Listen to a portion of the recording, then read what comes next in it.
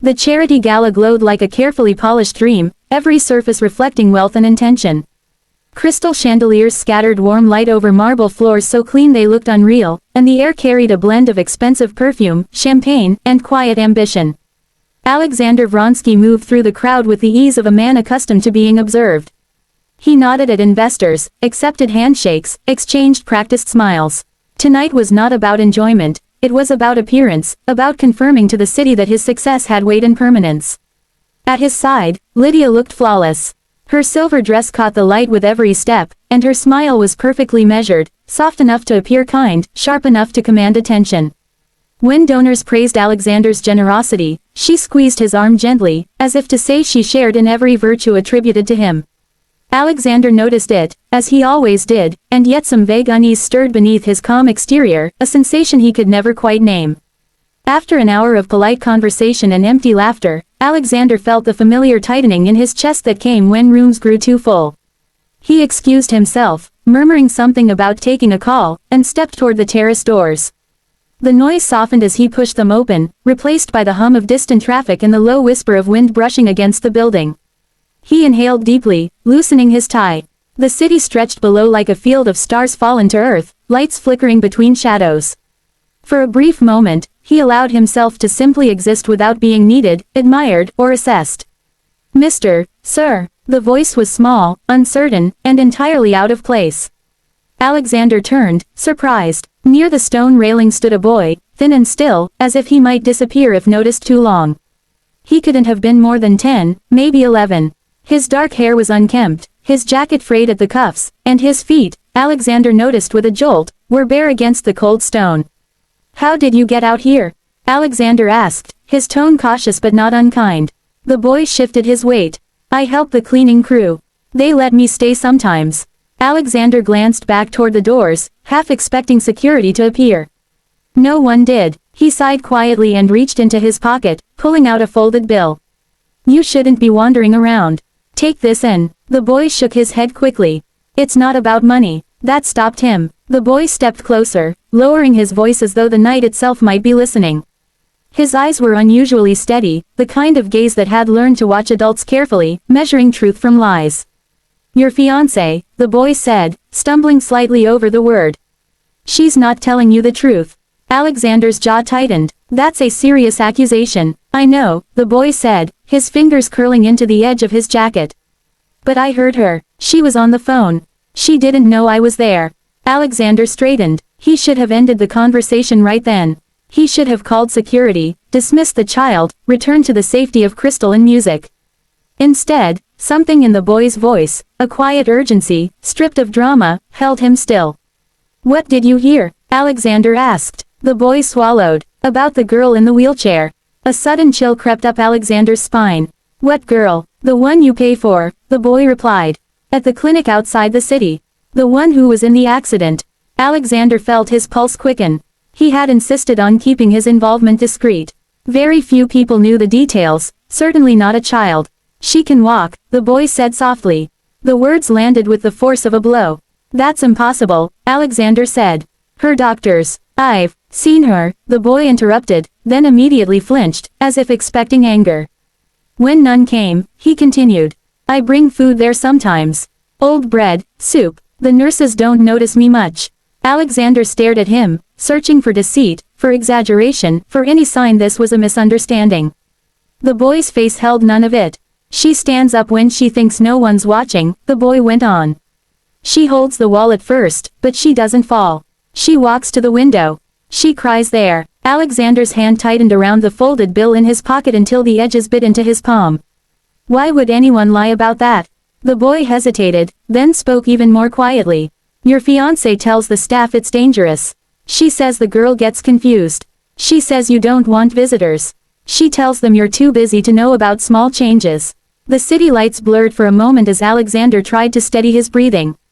Memories surfaced. Lydia's tearful voice describing Marina's condition, her insistence that hope would only make things harder, her careful control over every update he received. "Why are you telling me this?" he asked. The boy looked down at his bare feet. "Because she asked me to." Alexander felt his throat tighten. "Who?" "The girl," the boy said. "She said your name like it meant something." She said you helped her once, before everything got quiet. She said if you knew the truth, you wouldn't let it stay this way. From inside the ballroom came a burst of laughter. Music swelled as the doors opened briefly, and Lydia's voice floated out, bright and familiar. Alexander, there you are. He turned to look at her. She stood framed in golden light, smiling, beautiful, confident, so perfectly at ease that the contrast made his stomach twist. When he looked back, the boy was already retreating, melting into the shadows near the service corridor. Wait, Alexander said. The boy paused. What's your name? The boy hesitated, then shook his head. Doesn't matter. Alexander nodded slowly. Thank you for telling me. The boy gave a small, almost relieved smile, then slipped away just as the terrace doors opened again. There you are, Lydia said, stepping beside him and linking her arm through his. The donors from Zurich are asking for you. Alexander looked at her hand on his sleeve and felt, for the first time, how heavy it was. Of course, he replied calmly. As they walked back into the glittering room, the chandeliers seemed harsher, the laughter louder. Somewhere beyond the walls, a girl stood by a window, and a boy without shoes had carried a truth into a world built on careful silence. Alexander barely slept that night. The boy's words, the ones that had come like a sharp gust of wind on the terrace, kept replaying in his mind. She can walk, your fiancé won't let her. Every syllable felt heavier with each repetition. He stared at the ceiling of his luxurious apartment, the soft glow of city lights casting long, sharp lines across the walls, and for the first time in years, he felt unmoored. Lydia's image hovered at the edge of his thoughts. Her flawless smile, her confident demeanor, the control she wielded effortlessly. And yet, the boy's words made her seem small, selfish, and manipulative. Alexander realized he had been blind, caught in the spell of appearances. By dawn, he could no longer wait. Without informing Lydia, without calling an assistant, without even thinking about protocol, he drove himself to the clinic on the outskirts of the city. The road was slick with morning mist, the world muted except for the soft hum of the engine. His thoughts were chaotic, half consumed by worry, half by a growing, burning anger. Every turn of the car brought him closer to a confrontation he hadn't planned, but he knew it was inevitable. The clinic itself was immaculate, quiet, and unnervingly serene. White walls, polished floors, and the faint scent of antiseptic. It was a place meant to inspire trust, but today it felt like a cage. The director, a woman in her 50s with precise posture and a careful smile, approached him as soon as he stepped inside. Mr. Vronsky, we weren't expecting you, she said, her voice polite but guarded. I won't take long, Alexander replied, his tone calm but carrying an edge that caused her to pause. I want to see Marina. The director's eyes flickered with surprise, perhaps even hesitation. She's resting at the moment. The therapy team, I insist, Alexander interrupted, not raising his voice, but leaving no room for objection. I will see her. There was a long pause. The staff watched quietly, sensing tension but unsure of its source. Finally, the director nodded. Of course, Mr. Vronsky, please, follow me. Marina's room was at the end of a quiet corridor. Sunlight streamed through a large window, highlighting motes of dust that danced in the air. The room was neat, everything in its place, but it lacked warmth. A wheelchair sat near the window, positioned as if it were meant to frame the girl like a museum exhibit rather than provide her comfort. Marina herself sat in the chair, her hands clasped tightly in her lap. When she saw Alexander, her eyes widened, a mixture of recognition and apprehension. Her small body seemed fragile, her cheeks pale, yet there was a spark in her gaze that he hadn't expected. They told me you didn't want to see me, she whispered, her voice trembling slightly. Alexander knelt beside her, keeping his tone soft. Can you stand? Her face contorted with fear. She hesitated, looking down at her legs as if she doubted they would respond. Alexander held his breath, feeling the seconds stretch. Then, slowly, she pushed herself up, gripping the arms of the wheelchair. Her legs trembled violently, muscles shaking under the strain, but they held. One shaky step, then another. Tears welled in her eyes, but she didn't falter. Alexander felt a strange, overwhelming mix of relief, awe, and fury. He placed a steadying hand on her shoulder, careful not to constrain her, and watched as she took a few more steps toward the window. The sun caught her face, highlighting the streaks of tears and the quiet determination in her eyes. They said it was dangerous, Marina said, her voice breaking, that I might hurt myself. They said you wouldn't want to know if I tried to walk. They said I owed everything to Lydia. Alexander's jaw tightened. Anger rose like a storm inside him, cold and precise. She controlled you, he said quietly. She lied to me. She used my trust to keep you in a cage.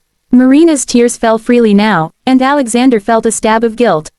He should have noticed sooner. He should have questioned more, asked more, seen through the layers of deceit. But it was too late for regret, and there was no room for it in the present. He turned to the staff, whose faces were now tight with unease.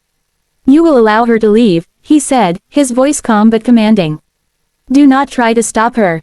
Do not lie. You will follow my instructions. The director opened her mouth, but Alexander held up a hand, silencing her. No exceptions. She leaves with me. There was hesitation, fear even, but no one contradicted him. Alexander led Marina out himself, supporting her as she navigated the corridor, every step a testament to the deceit that had kept her confined. The staff watched silently, their professional detachment mingled with shame and awe. Once outside, Marina inhaled deeply, sunlight warming her face. She looked around at the trees, the sky, the open air, and then up at Alexander, eyes wide. With wonder. I didn't think I'd ever feel the sun on my legs again, she whispered. You will never be caged again, Alexander said softly, his voice trembling with unspoken emotion. Not by anyone. That evening, in the quiet of his penthouse, Alexander finally faced Lydia. She didn't deny it, not really. Her composure cracked, revealing the fear and calculation beneath. I did it for us, she said, her voice trembling now. There is no us, Alexander replied. His words were measured, deliberate. There was never us. Only control. The engagement ended that night, with no argument, no dramatics, just a quiet severing that left Lydia staring after him, stunned and uncomprehending. Alexander had no regret, he felt a strange, grounding clarity. Weeks later, he sought out the boy again, finding him at a small shelter he now funded openly. The boy was eating a modest meal, laughing with other children, his bare feet covered by patched shoes. You told the truth, Alexander said, sitting beside him. You changed everything. The boy shrugged, shyly smiling.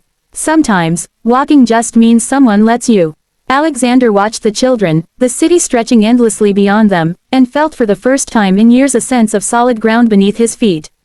A world built on truth, not appearances, seemed possible. He realized that wealth, power, and influence were meaningless unless they could protect what was right, what was alive, what could walk freely into the sun. Marina stood at a distance, testing her steps, supported now by confidence rather than the fear instilled by Lydia. And in that moment, Alexander knew he had done what mattered most. He had restored agency, truth, and dignity, not only for Marina, but for himself. The city outside continued its relentless rhythm, indifferent to the quiet victories inside its walls. Yet for Alexander, the world had shifted irrevocably.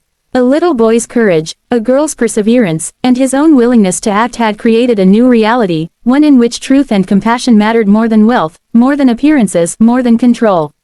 And for the first time in his life, Alexander felt he could truly breathe.